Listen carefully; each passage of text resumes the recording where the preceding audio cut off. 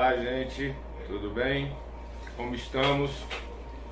Espero mais uma vez encontrá-los,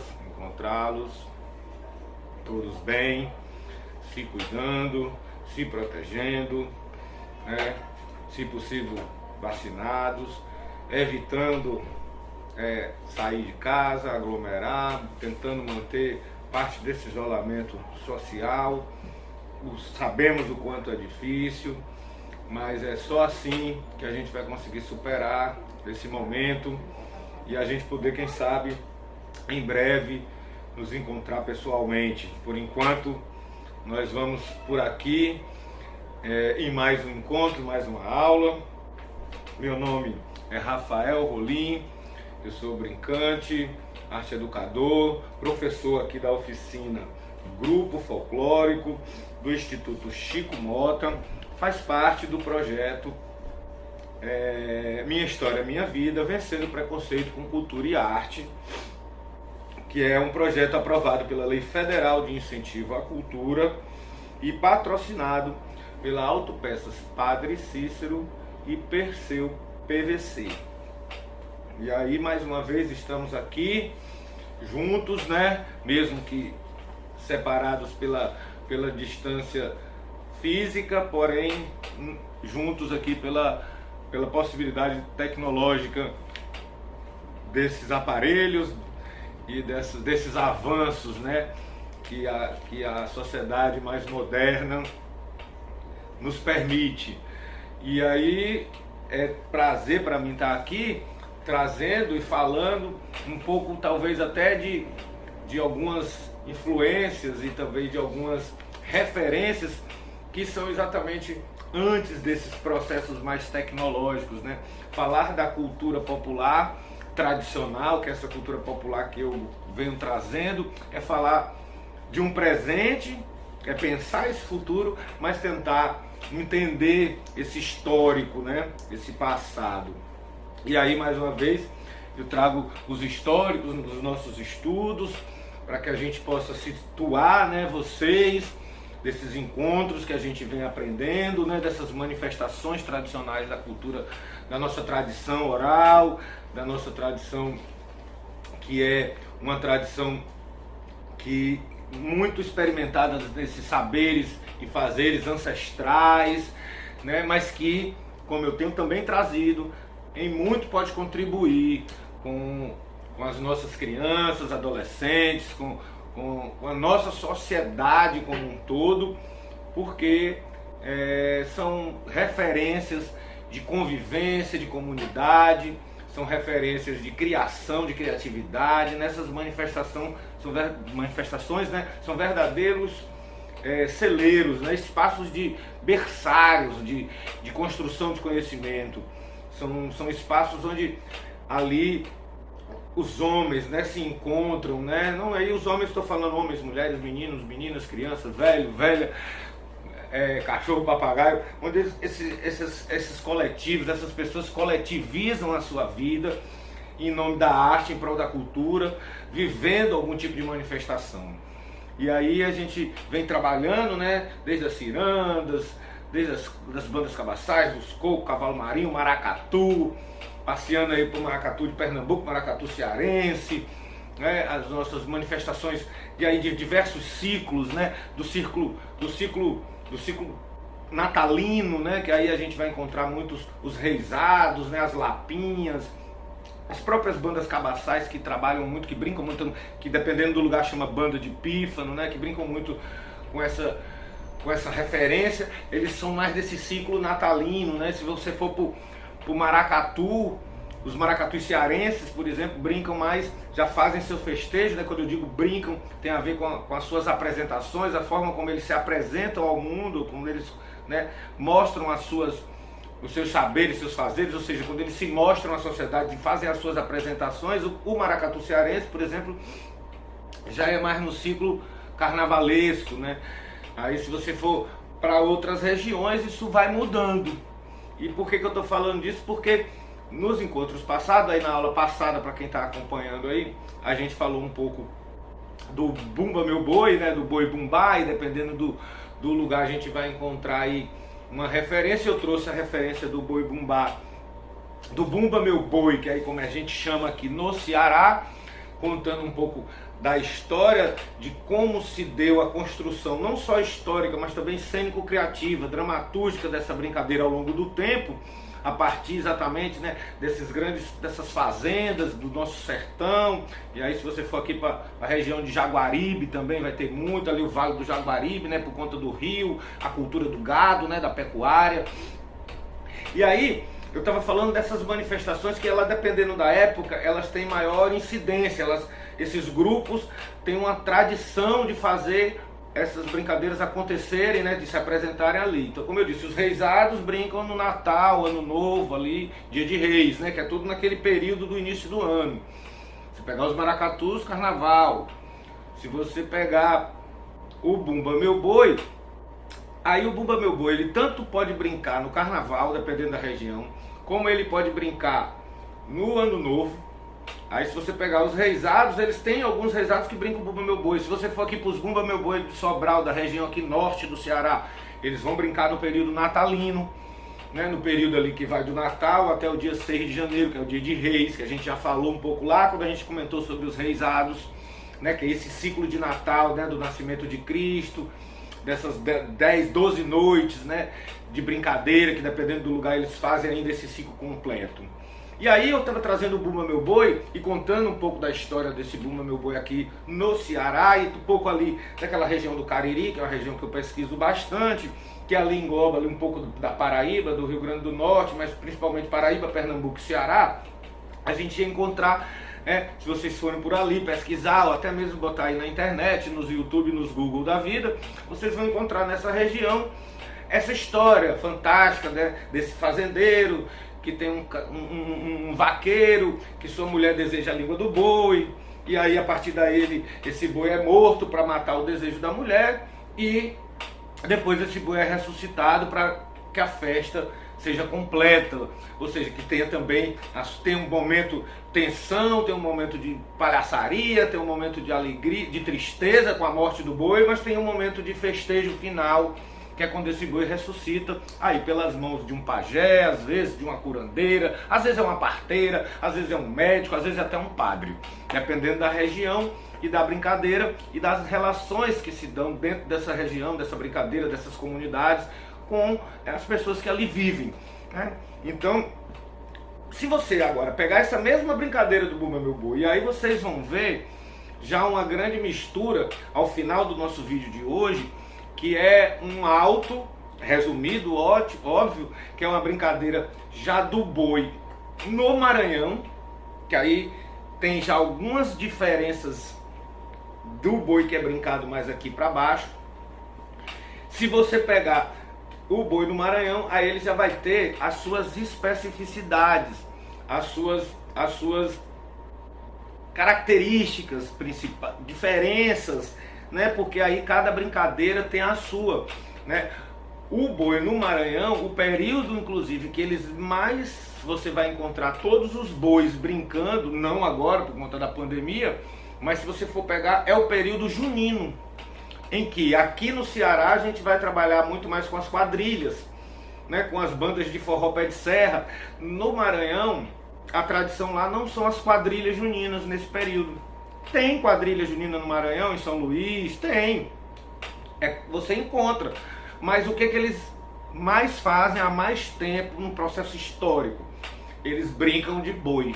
E lá eles chamam de Bumba Meu Boi, né? Então tem um período, se você for para a região ali de Parintins, você já vai ver uma outra forma, que é ali que são o boi de Parintins, o caprichoso e o garantido, que tem uma curiosidade que eu vou trazer aqui para vocês, que muita gente não sabe, mas o boi de Parintins, que é conhecido no Brasil todo, que lá tem um bumbódromo, né? Você já deve ter visto na televisão, tem algumas emissoras de televisão que transmitem inclusive a disputa entre esses dois bois nesse bumbódromo, que é uma espécie de sambódromo adaptado para o Bumba Meu Boi, né? E aí tem uma relação direta. Por quê? Porque Parintins fica no ciclo do gado que saía daqui, fugindo da seca, para as bandas passando pelo Maranhão, subindo para a região norte, que é onde chove mais. que é lá no Pará. O Pará chove muito mais do que aqui. Ou seja, então, esse ciclo fazia com que esses bois passassem por ali. Esses bois passando por ali, eles iam deixando essa tradição. Aí o boi vivo, né? Estou trazendo aqui o boi vivo. A influência desse animal é tamanha, como eu disse, na Espanha, com a tourada. Se você for para a Índia, é um animal sagrado, ninguém pode matar o boi, né? Na Índia o boi é sagrado, o boi não pode ser, ninguém come carne de boi na Índia. O boi lá é um animal sagrado. E se você for para aqui pro Brasil, onde é um dos países onde mais come carne de boi, né? Então assim, dependendo do lugar, ele tem uma influência e uma referência. Então quando ele passa lá para Parintins, ele deixa uma tradição, essa tradição dessa disputa. E uma curiosidade, o boi garantido e o caprichoso são originários de dois irmãos cearenses, que foram levando gado para aquela região. Tinha a influência também do ciclo da borracha durante a Segunda Guerra, que muitos cearenses foram morar na região norte do nosso país. E aí esse trânsito de pessoas e também desse animal que saía daqui, saía do Pernambuco, saía dessa região que é mais seca, do sertão central nosso, do Nordeste, fugindo da seca, eles iam até lá e de lá eles traziam de volta quando passava o período de seca aqui. Então esse trânsito fazia com que essas referências fossem ficando. Então no Maranhão ficou de um jeito, aqui no Ceará é do outro, e em Parintins é de outro. Em Parintins parece um grande carnaval, né? Que é aquele bombódromo, aí tem aquelas disputas, parece a disputa entre dois times de futebol. Inclusive eles têm as cores, né, como as camisas dos times de futebol, que faz parte da nossa cultura também, né, que é o garantido e o caprichoso. Um é vermelho, outro é azul, para poder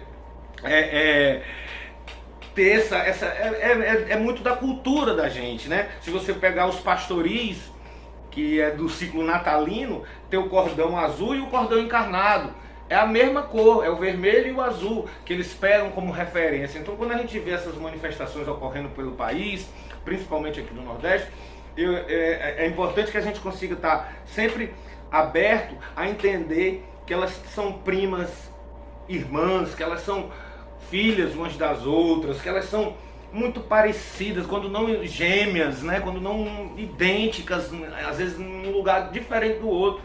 As músicas, uma parte das letras se repetem, dos refrãos, ou seja, é de uma riqueza muito grande. E no Maranhão, voltando, pensando aqui nesse ciclo, né, que sai desses bois, que passa ali por Parintins e tal, mas que no Maranhão, que é exatamente a influência que vocês vão ver aí no vídeo ao final, que é um vídeo do nosso grupo lá de Salvador, que é um grupo que trabalha, pesquisa e estuda essas manifestações, ou seja, um grupo de projeção, que eu também já trouxe aqui a referência para vocês nas aulas passadas.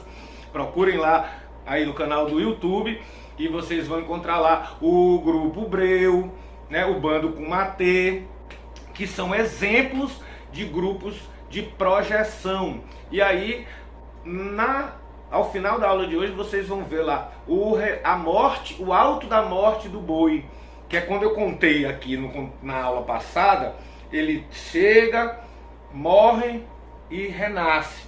No Maranhão eles dividem isso, então dependendo, no começo do período festivo eles fazem o nascimento, depois eles matam o boi e depois eles ressuscitam o boi. Então no Maranhão já são 3 momentos diferentes. Aqui no Ceará, por exemplo, como eu contei no encontro passado, na nossa aula passada, é tudo feito num dia só, num momento só. Às vezes em meia hora, 40 minutos, às vezes numa noite de brincadeira.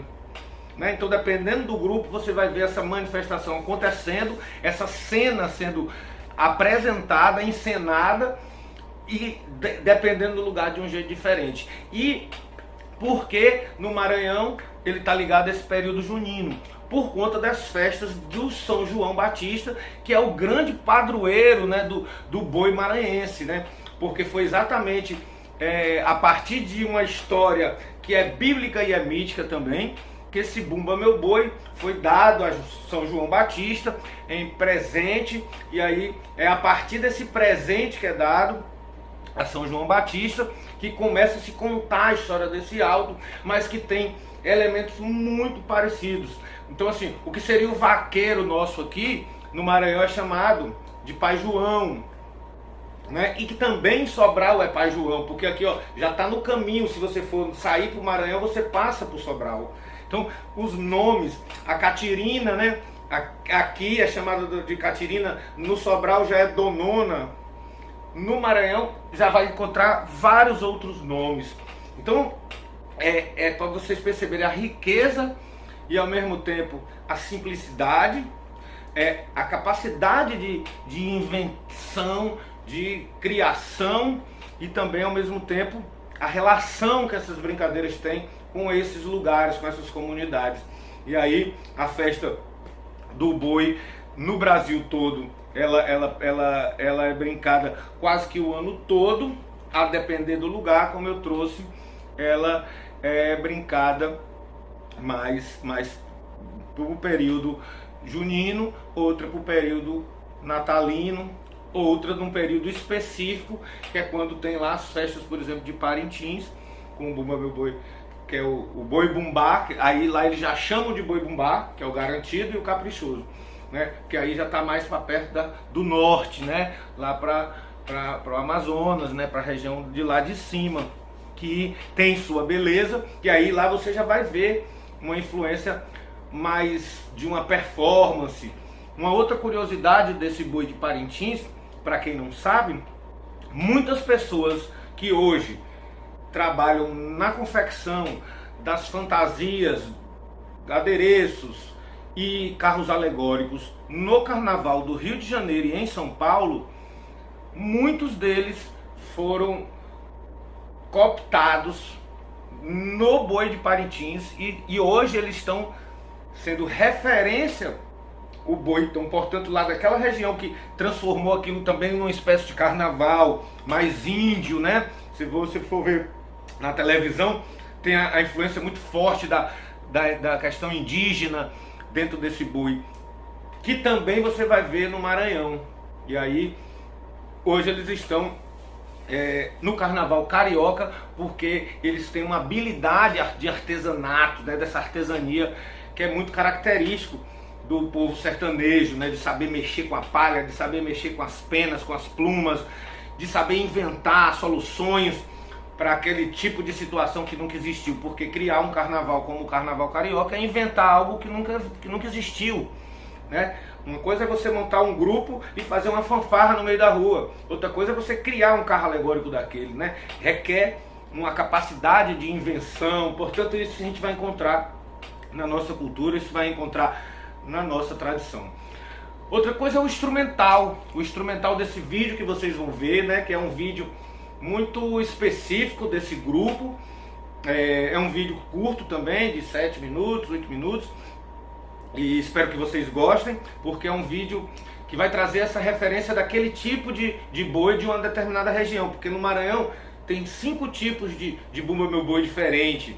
E aí vai ter o boi de matraca, vai ter o boi de zabumba, o boi de orquestra, tem mais outros 2 tipos de boi, e esse que a gente está fazendo, vocês vão ver que tem uns pandeirões grandes que são tocados com a mão e esquentados no fogo. Então assim, tem uma relação com o fogo, com a natureza, diretamente ligado. E aí tem também seus personagens, tem o capitão, tem como eu trouxe nos outros Bumba Meu Boi, nas outras referências. Então assim, espero que vocês gostem, espero que vocês assistam e curtam esse vídeo desse grupo, que é o grupo Bando com Matê, mas esse alto é o alto da morte. Então vocês vão ver que ao final é um alto triste, porque ainda faltaria ressuscitar o boi, né? Então nesse momento ele morre, para num outro momento ele ganhar a vida de novo. E aí mais uma vez eu trazendo essa reflexão filosófica, né? Do quanto que a gente precisa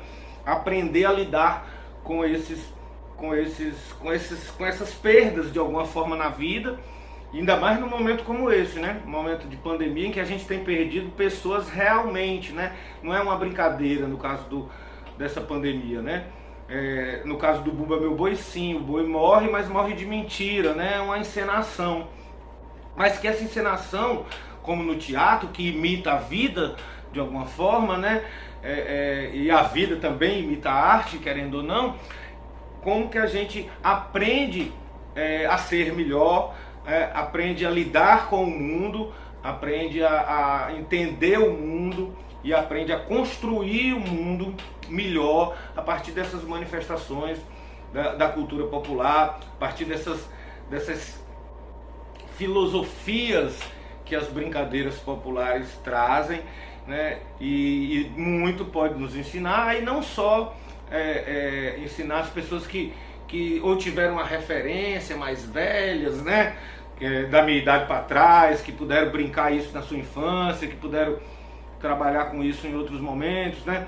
Mas sim também para as crianças, para os jovens, para os meninos, para as escolas, né? Eu sempre tenho trabalhado a pesquisa dessas manifestações dentro das escolas, na perspectiva de construir com esses meninos, né? Você pode fazer um Bumba Meu Boi na sua comunidade, você pode fazer um reizado na sua comunidade, desde que você vá pesquisar nos cantos certos, com os mestres certos, né? Com as pessoas corretas, que fazem essa brincadeira, que sejam referências nessas brincadeiras.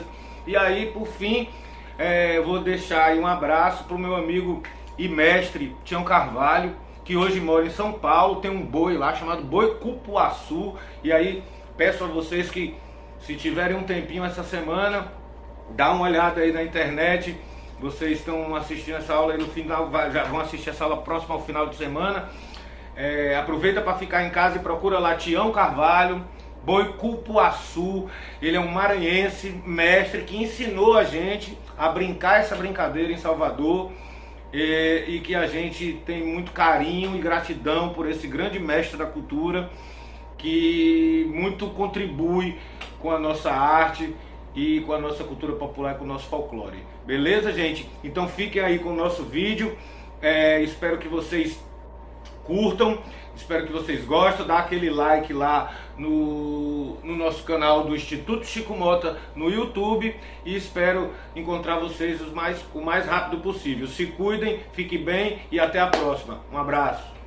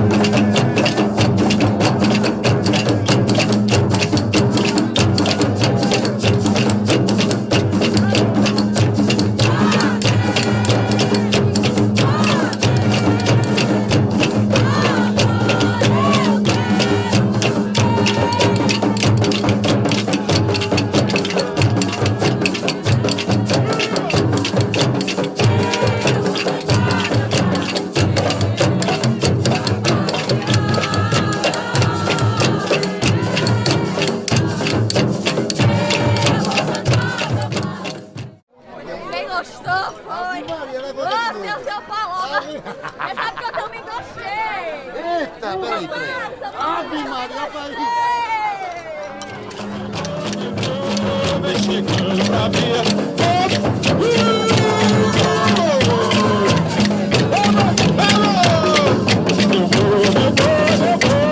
Vem chegando pra me alegrar.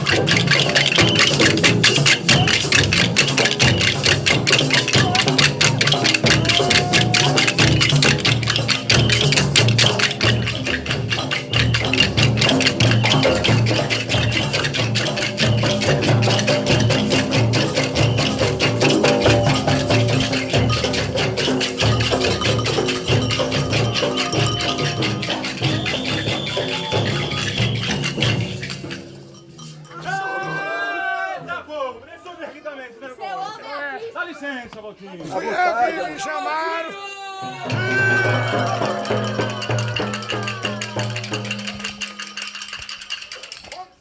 Me chamaram para fazer um discurso, muito obrigado. Meu endereço é Esse 3432. moço, tenha muita calma, casa do homem, rapaz. Não pede licença, tá vendo você, moço?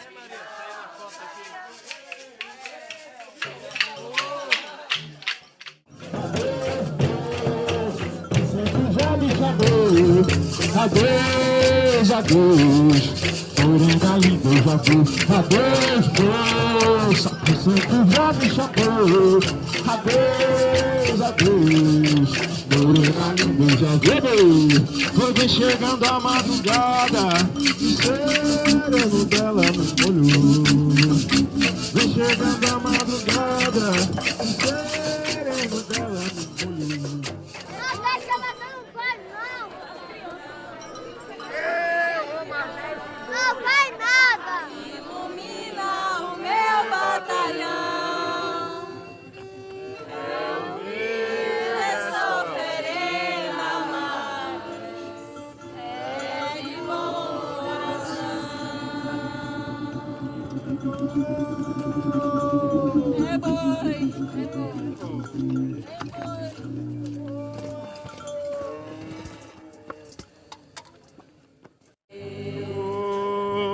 Já morreu, ficou triste o meu terreiro.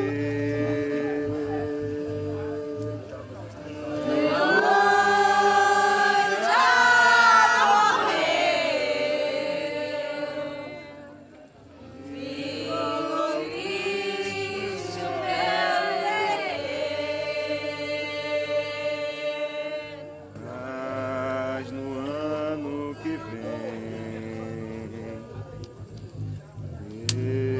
eu canto boi o ano inteiro.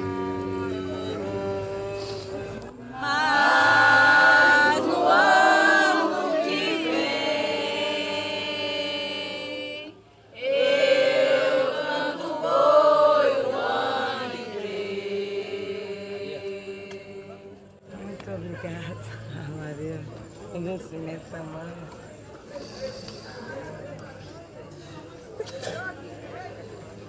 Botar no cabelo.